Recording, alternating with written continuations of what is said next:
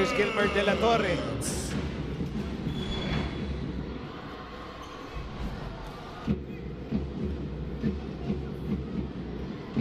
Pushing foul on number 11, Luigi Velasco. That's his third foul. Foul on Luigi Velasco, his third personal foul. Both teams are in the penalty.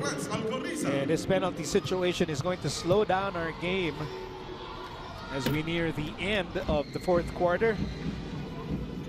The story of this game, Blazers were already playing relentless defense in the opening quarter, which allowed them to lead by as many as 10 points. Gutang also had a great start in this game.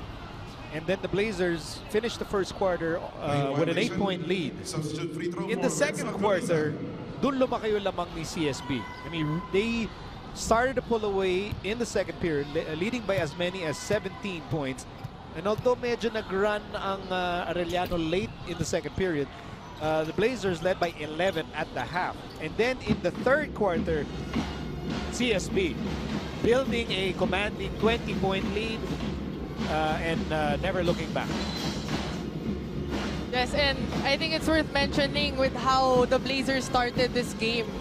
Because last game against Papua, they were down by as much as 15 points. So now that they made the adjustments for this game, they had to make sure that they either sustained it or played better in the coming quarters. Holding foul number 8, RR Pulayan penalty. That's his second foul. 2 shots for Archie Concepcion. Been a tough day for the Chiefs, especially for Archie Concepcion, because he even suffered a bloodied nose earlier. But you know, these guys are tough. Archie Concepcion spent some time on the bench. Then, as soon as he could go back in, he's back in the game.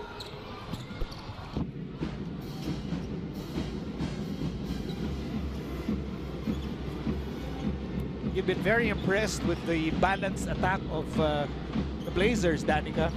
Yes, and I think we just want to point out that 4 players from the Blazers have produced double digits. Justin Gutang has 23 points, Robbie Naive with 16, Clement Lucho with 14, and Unique Naboa with 13. So you see that the points are spread out,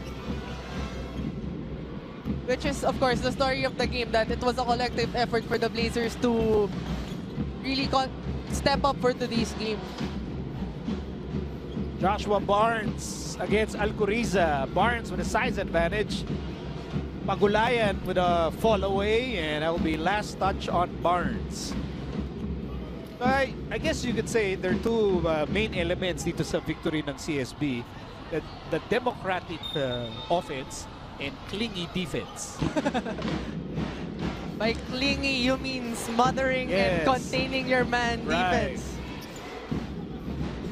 Which has been consistent all throughout the game.